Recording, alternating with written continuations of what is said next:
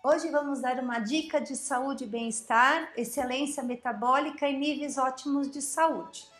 Um dos fatores hoje que colaboram muito frequentemente para uma diminuição da performance da saúde e do bem-estar é a presença de parasitas intestinais. Antigamente era muito comum as mães, avós submeterem toda a família nos períodos de férias escolares ou nos períodos de mês sem R, né? Que era onde se prescrevia os vermífugos.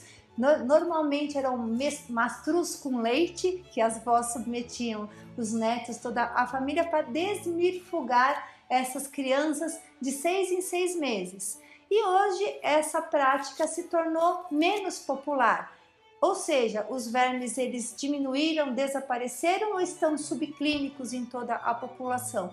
É isso mesmo. Os parasitas, com o advento dos antibióticos, dos antivermíficos, dos agrotóxicos, da clorificação da água, eles diminuíam o seu tamanho e o seu poder de ter sintomas clínicos, mas eles se permanecem subclínicos no paciente. E quais são, às vezes, os principais sintomas que o paciente está com parasitose intestinal?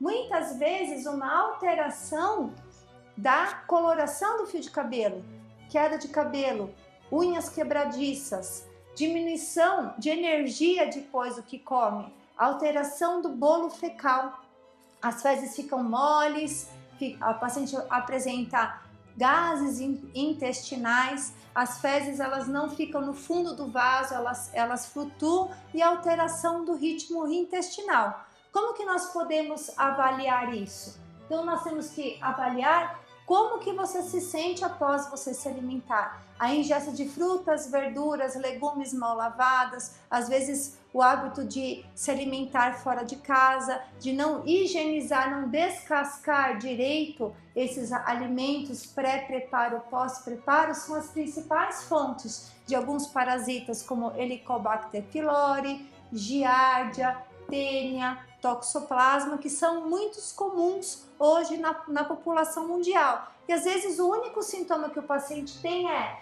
queda de cabelo, cansaço, acne, depressão, dificuldade de perder peso, unhas quebradiças, gases e às vezes insônia, fadiga, mal-estar. Então, muitos parasitas hoje estão presentes na população mundial e não são detectados no exame de fezes. Infelizmente, com o uso dos parasiticidas, dos agrotóxicos, para se detectar um parasita numa amostra de fezes, são necessárias 36 amostras de fezes em média. Ou seja, muito mais difícil que nem antigamente realizar o protoparasitológico de fezes para detecção desses parasitas. O mais importante é a análise clínica.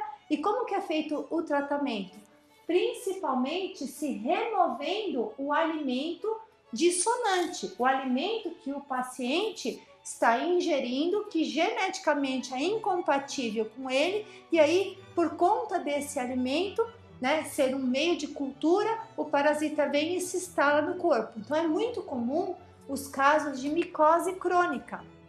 As micoses crônicas, elas são causadas por ingesta de alimentos fermentativos em pacientes com descendência europeia, que são maus fermentadores. Então, pacientes com sangue europeu deveriam evitar de ingerir verduras cruas, os pães fermentados, o ideal é ingerir torradas, ingerir laticínios crus, o ideal seria ingerir queijos curados. Então, a ingesta desses alimentos dissonantes, que são fontes de fermentos, em pacientes que geneticamente não são bons fermentadores, não são africanos, não são indígenas, que são raças boas fermentadoras, faz com que, para facilitar e ajudar o paciente nesse processo de fermentação, eles são colonizados por fungos crônicos e o paciente tem caspa, tem micose, tem coceiras crônicas, que mesmo com os tratamentos fungicidas, fungistáticos, são recorrentes. Então fica aí a dica,